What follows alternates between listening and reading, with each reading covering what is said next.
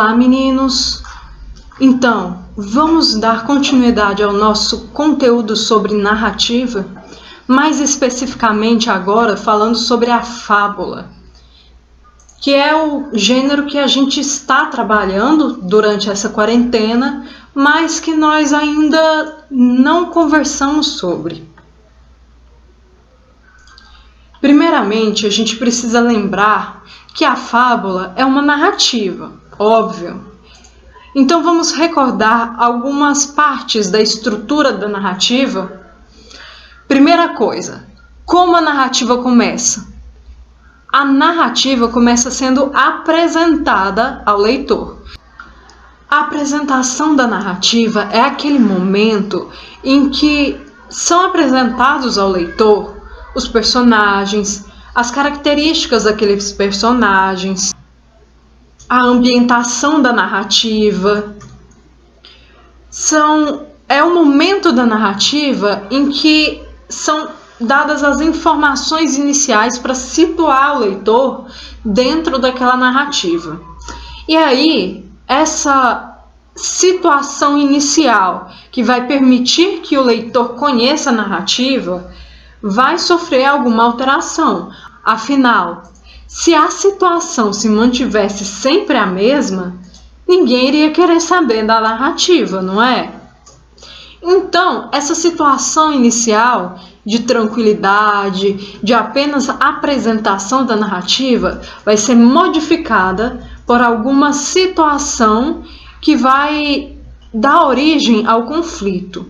Essa situação de complicação vai gerar outras situações de complicação. E essas situações vão gerando cada vez outras situações. E essas situações são o conflito da narrativa. E cada vez mais a narrativa vai ficando tensa e mais tensa. E aí, aos poucos, a narrativa vai prendendo o leitor. Nesses momentos em que a narrativa vai cativando a atenção do leitor, estão acontecendo conflito. Mas vai chegar um momento em que a narrativa vai ficar tão cativante, mas tão cativante, que nós, leitores ou espectadores, no momento em que estamos vendo um filme, ficamos presos à narrativa. E aí a gente fica querendo saber, e agora o que é que vai acontecer? Esse momento em que a gente fica querendo saber o que é que vai acontecer, e a gente quer uma resolução para aquele conflito, e a gente quer saber de todas as formas, a gente não consegue nem virar para o lado sem saber o que vai acontecer. Esse momento é chamado de clímax, que é o momento mais tenso da narrativa. Só que esse clímax precisa ser resolvido, não é? E quando chegar a resolução daquele conflito, daquelas complicações, vamos chegar ao nosso desfecho da narrativa.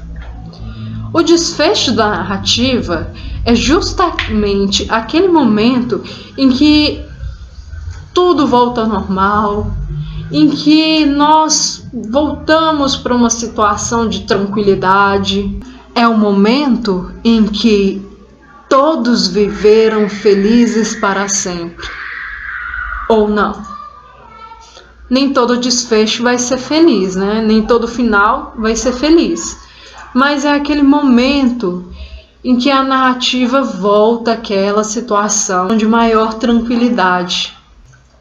Então, meus queridos, vamos revisar agora alguns elementos da narrativa. Primeiramente, toda narrativa precisa de seres que atuem para que a história aconteça, não é? Pois é, esses seres são os personagens.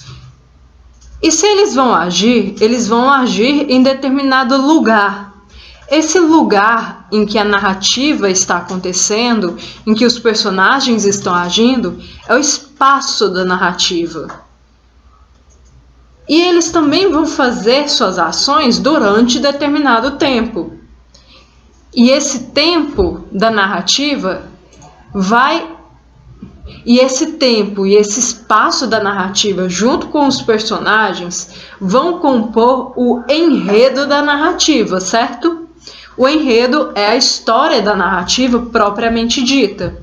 Esse enredo é apresentado pelo narrador, de acordo com a ótica do narrador. Então, esse narrador vai apresentar a história, o enredo, da maneira que ele achar melhor. Ele é o dono da narrativa e ele pode mostrar a história sob a ótica dele, do jeito que ele quiser, inclusive para tentar passar certa lição para o seu leitor ou para o seu espectador. Nada melhor do que uma narrativa para que a gente possa entender as narrativas, certo? Então vamos para a nossa narrativa. O cachorro e o seu reflexo. Um cachorro carregava à boca um pedaço de carne que acabara de conseguir. Quando, ao cruzar uma ponte sobre um riacho de águas límpidas, de repente vê sua imagem refletida no espelho d'água. Diante da cena, logo imaginou que se tratava de outro cachorro, carregando à boca um pedaço de carne bem maior que o seu. Não pensou duas vezes e, depois de deixar cair no riacho o pedaço que carregava, ferozmente se atirou sobre o animal refletido na água, com a intenção de tomar aquela porção de carne que julgava ter o dobro do tamanho da sua. Agindo assim, acabou perdendo a ambos. Aquele que tentou pegar na água, já que se tratava apenas de um simples reflexo, e o seu próprio, uma vez que ao largá-lo nas águas, a correnteza acabou por levar para longe, fora do seu alcance. Moral da história: é um tolo e duas vezes imprudente aquele que desiste do certo pelo incerto.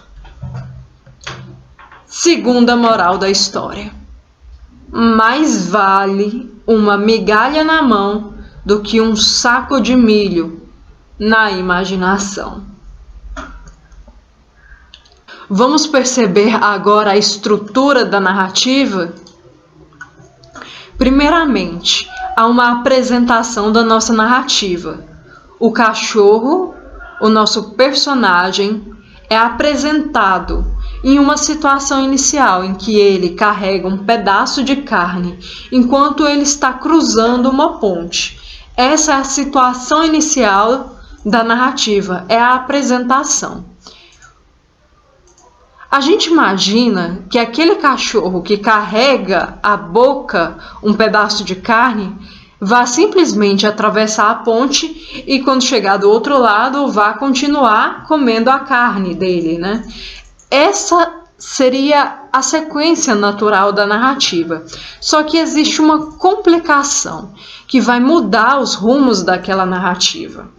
Então a gente vai perceber que chega um momento em que o cachorro vê o seu reflexo e aquilo causa uma raiva nele quando ele percebe que aquele outro cão tinha um pedaço de carne maior que o dele. E aqui começam as complicações da nossa narrativa. Neste caso, só uma, né? E aí a gente fica se perguntando, o que é que vai acontecer agora? O que será que o cão vai fazer? E aí é nesse momento que ele decide o que ele vai fazer.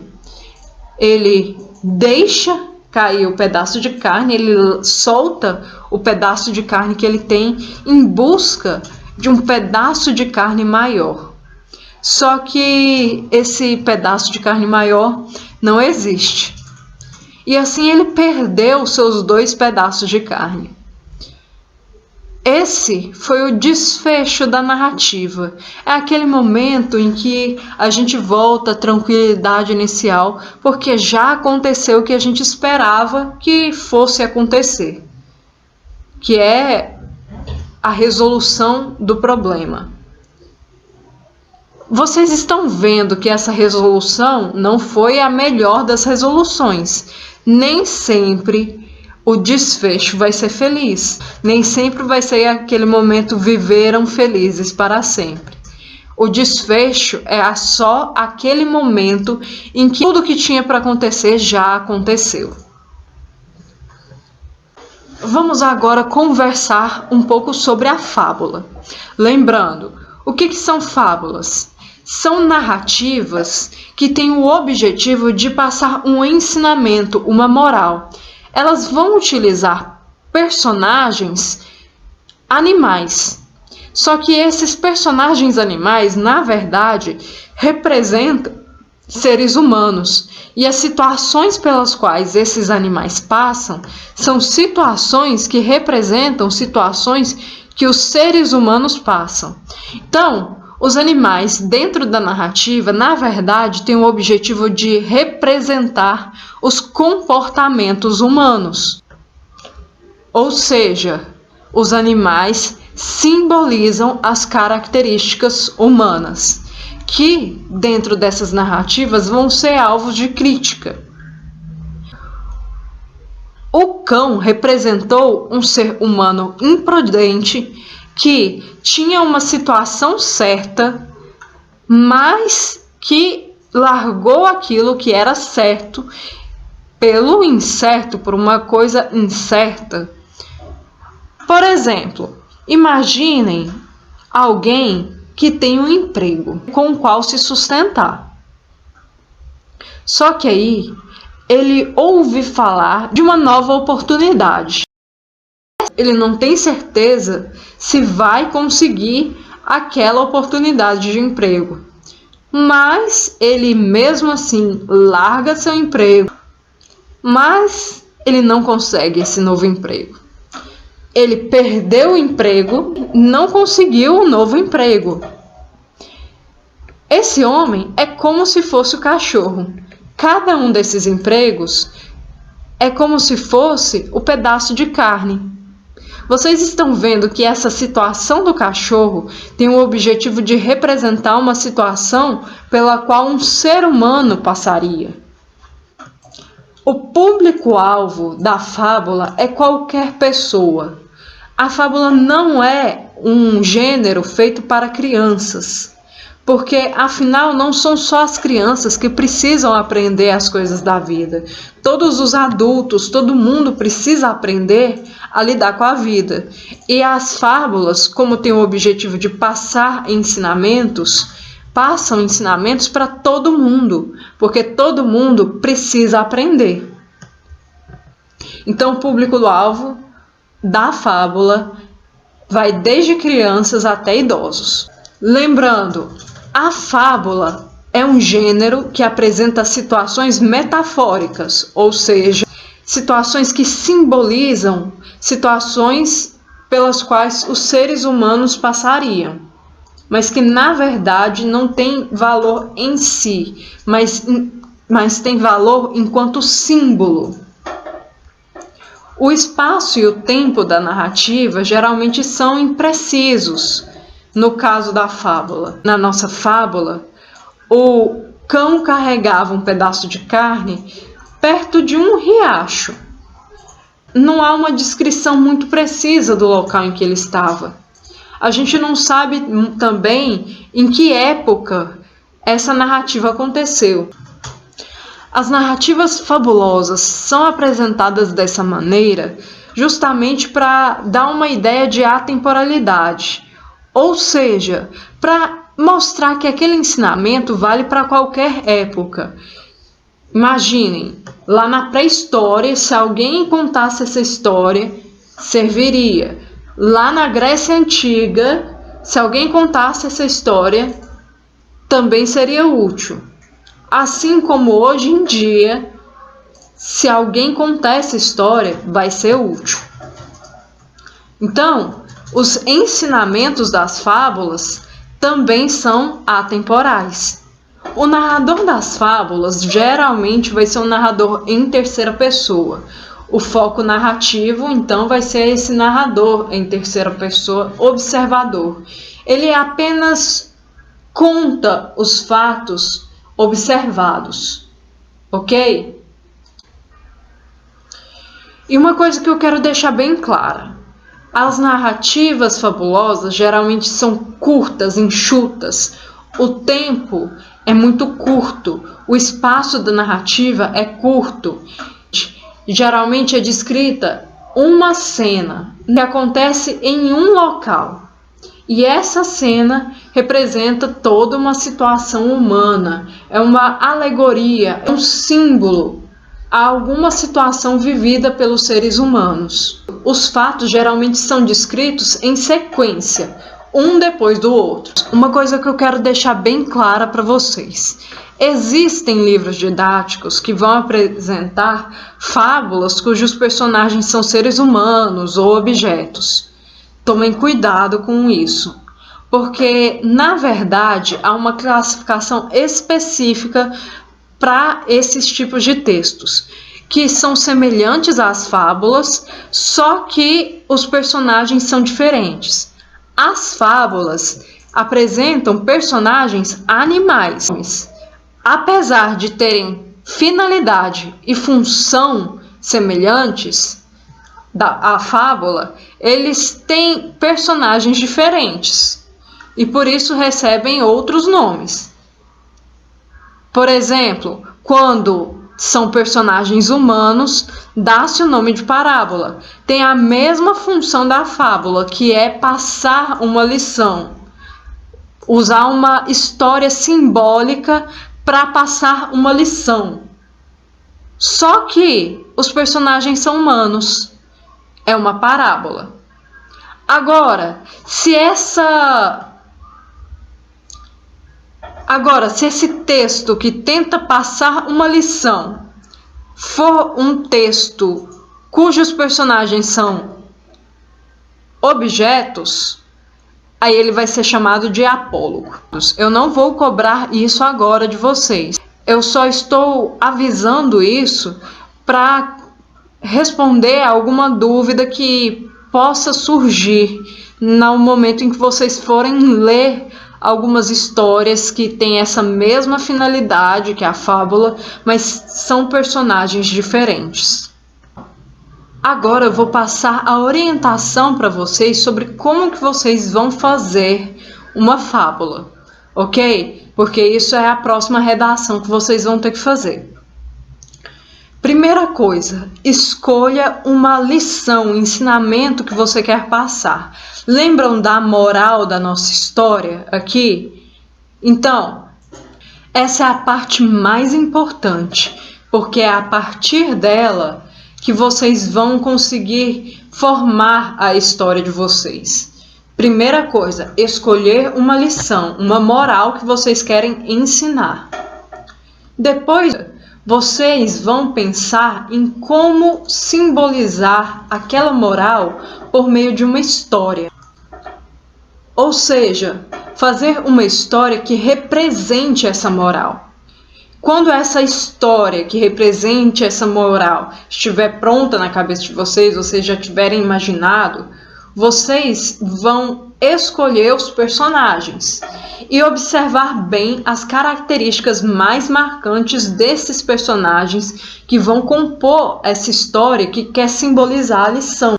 Por exemplo, se na história de vocês um dos personagens é bobo e enganado, vocês não vão colocar uma raposa que representa a astúcia para ser esse personagem bobo e enganado, né? Geralmente vocês vão colocar a galinha ou então a ovelha, que é um animal muito doce e que é muito maleável. Não vão colocar um leão. Os personagens vocês vão escolher de acordo com as características que vocês querem mostrar.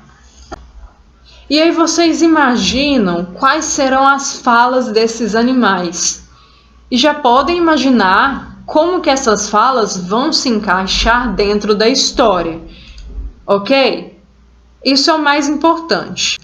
E em questão de estrutura, vocês também vão tentar mostrar que essa história não é restrita a um tempo e vão tentar utilizar palavras para indicar isso. Por exemplo, sei lá, era uma vez ou certo dia. Esses termos que indicam a atemporalidade, que não marcam a narrativa em determinado momento histórico, ok? E vocês têm que levar em consideração qual que é o conflito que os animais vão passar e como esse conflito será solucionado. E a partir dessa solução, o leitor tem que perceber como a narrativa de vocês se relaciona com a lição que vocês querem passar. Então, a primeira coisa que vocês vão fazer é pensar em uma lição. Depois, pensar em uma história que represente aquela lição. Escolher os personagens que vão agir para que aquela história aconteça. Esses personagens têm que ser de acordo com aquelas características típicas, mais marcantes da narrativa. Não se esqueçam de usar termos que indiquem atemporalidade. Escreva falas condizentes com as características dos personagens apresentados. Agora, algumas orientações sobre como vocês devem escrever a fábula de vocês. Primeira coisa, responda às perguntas. Não é para começar a escrever direto. Vocês vão pensar no texto de vocês. Não existe texto sem planejamento. E eu quero ver o planejamento de vocês por escrito. Depois que vocês escreverem as respostas às perguntas, eu quero que vocês façam um rascunho, para que vocês possam colocar no papel as ideias de vocês. Depois que fizerem o rascunho, vocês precisam reler os rascunhos e tentem procurar alguns erros. Tentem perceber se aquele rascunho está condizente com as respostas que vocês deram às perguntas que fizeram. E depois de perceberem isso, vocês passam a redação para uma folha definitiva, ok? E é nessa folha definitiva que vai estar a redação de vocês. Lembrem-se, a história de vocês precisa apresentar uma sequência cronológica de fatos. Narrador, eu vou pedir que seja em terceira pessoa. E ao final da história, vocês precisam apresentar uma moral, ok? Não se esqueçam de colocar o título na narrativa de vocês. Para orientar vocês melhor, no livro de produção textual, da página 30 à página 33, vai ter um roteirinho de como vocês podem avaliar o próprio texto de vocês. E eu vou querer que vocês me enviem esse roteirinho também, ok? E aí as perguntas vocês podem responder as que eu fiz aqui no vídeo ou as que já estão lá no livro didático.